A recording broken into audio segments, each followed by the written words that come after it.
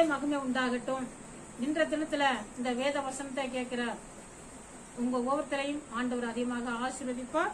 அந்த நாள் ஆண்டவர் உங்களுக்காக தந்த வேத வசனம் சங்கீதம் 147:11. தமக்கு பயந்து தமது கிருபைக்கு காத்திருக்கிறவர்கள் மேல் கர்த்தர் பிரியமாயிருக்கிறார். என்ன வசனம் சொல்லுது? தமக்கு பயந்து, யாருக்கு பயந்து? ஏசப்பாவுக்கு பயந்து அவருடைய கிருபைக்கு காத்திருக்கிற உங்க மேல் கர்த்தர் பிரியமாயிருக்கிறார் வசனம் சொல்லுது. பாருங்க, இன்னைக்கு ஆண்டவருக்கு பயப்படுற பயத்தை விட்டு இன்னைக்கு அநேக பேர் என்ன செய்யறாங்க? உலகத்துக்கு பயந்து, மனிதர்களுக்கு பயந்து, குடும்பத்துக்கு பயந்து சில சூழ்நிலைமைகள்லாம் பார்த்து பயந்து ஆண்டவர் பாதத்துல ஆண்டவருக்கு காத்திருக்கிறத விட்டுட்டு என்ன செய்யறாங்க? வெளியில எங்கெங்கயோ பார்த்து பயந்து ஓடிக்கொண்டு இருக்கிறாங்க. இப்ப ஆண்டவர் பிரியமாக இருக்க முடியாது. இன்னைக்கு யாரெல்லாம் ஆண்டவர் பயந்து அவருடைய சமூகத்துல அவருடைய பாதத்துல அது விசேஷம் அதிகாலையில புதிய புதிய கிருபையினால ஆண்டவர் நிரப்பி வசனம் சொல்லப்பட்டிருக்குது. இன்னொரு பக்கத்துல சங்கீதத்திலே நம்ம பாக்குறோம். அப்போ ஆண்டவருடைய கிருபை அதிகாலையில அதிகமாக நிரப்புவார். இப்படிப்பட்ட நேரங்கள ஆண்டவர் பாதத்துல கர்த்தருக்காக காத்திருக்கிற உங்க மேல ஆண்டவர் பிரியமாக இருப்பாரு. நீங்க ஏன்னு சொன்னா நீங்க வேற எதுக்கும் பயப்படாதபடி ஆண்டவர் பயந்து அவர் பாதத்துல காத்திருக்கிற உங்க மேல் ஆண்டவர் பிரியமாக இருந்தாலே போதும். உங்களுக்கு எல்லா ஆசீர்வாதமே வரும். எல்லா ஆசீர்வாதமே ஆண்டவர் கொடுப்பாரு. யாருமே ஒரு அதிகாரிகளோ ஒரு தலைவர்களோ பெரிய பெரிய ஒரு எம்பிகளோ மந்திரிகளோ நம்ம கிட்ட பிரியமா இருந்துட்டு என்ன செய்வாங்க? நம்ம விஷயங்களை ஈஸியா நமக்கு முடிச்சு தருவாங்க. நம்ம அங்கெங்கெல்லாம் போயிட்டு அலைய வேண்டியதுல சின்ன சின்ன ஆபீசர்கள்ட்ட எல்லாம் போயிட்டு நம்ம தொங்கிக்கிட்டு நின்றுட்டு வரணும் அவசியம் இல்ல. பெரிய ஒரு எம்பி ஒரு மந்திரி நம்மகிட்ட குளோஸா ரொம்ப அன்பா இருந்துட்டா நம்ம விஷயத்தை ஈஸியா முடிச்சு தந்துருவாங்க. அந்த தைரியம்லாம் நமக்கு இருக்குதுல. அதை காட்டிலும் நம்ம அப்பா பெரியவர், சர்வ வல்லமுள்ள தேவன். அவர் எல்லாருடைய கண்களை எல்லா சூழ்நிலைமைகளையும் ஆண்டவர் மாற்றி எல்லாருடைய கண்களையும் தயவு கிடைக்க பண்ற தேவன் தான் நம்ம தேவன். நீங்க அவருக்கு காத்திருக்கும் பொழுது எல்லா விஷயத்தையும் ஆண்டவர் வாய்க்க பண்ணுவார்.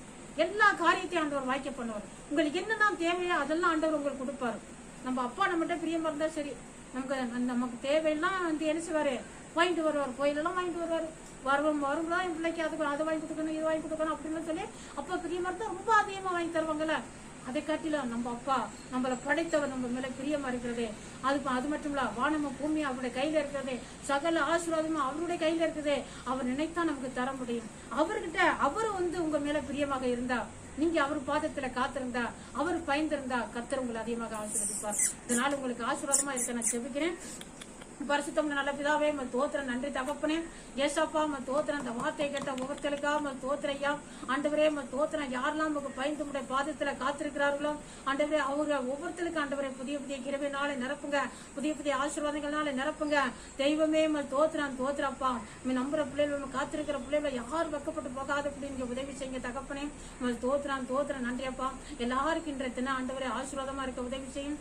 இன்றைய தினத்தில் ஆண்டவர் அப்பா பிறந்த நாளை சந்திக்கிற பிள்ளைகளுக்காக தோத்திரம், பெரியவர்களுக்காக தோத்திரம் அப்பா, திருமண நாளை சந்திக்கிற குடும்பத்தினர்களுக்காக தோத்திரம். எல்லாரையும் தெய்வமே நீங்க ஆசீர்வதிங்கப்பா. யாருக்கெல்லாம் ஆண்டவர் அப்பா குழந்தை பாக்கியம் இல்லாம இருக்குதோ, ஆண்டவரை தடப்பட்டு போயிருக்கிறார்களோ ஆண்டவரை எல்லாவற்றையும் கொடுத்து ஆண்டவரை உடைய பிள்ளைகளை ஆசீர்வதிங்க. ஏசாப்பா கிரியை செய்யுங்க.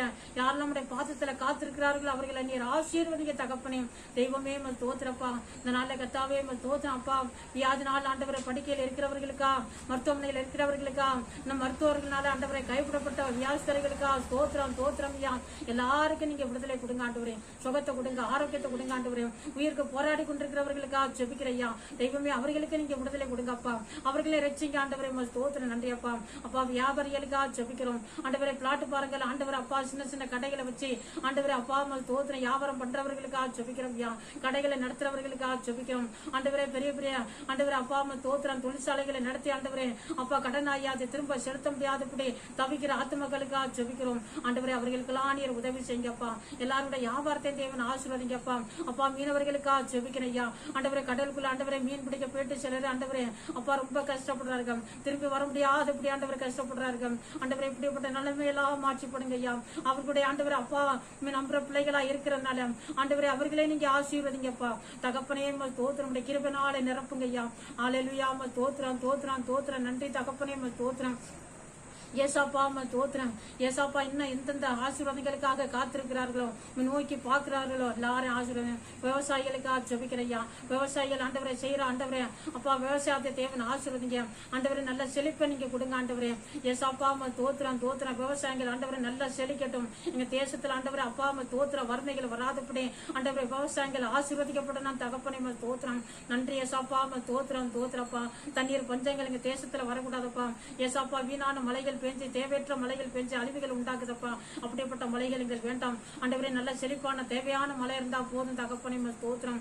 நன்றி தகப்பனை தோத்திரம். வெயிலெல்லாம் இயேசு கிறிஸ்துவின் நாமத்தினாலே கெஞ்சி வேண்டிக் கொள்றோம் பரிசுத்தம் நல்ல பிதாவே, ஆமென்.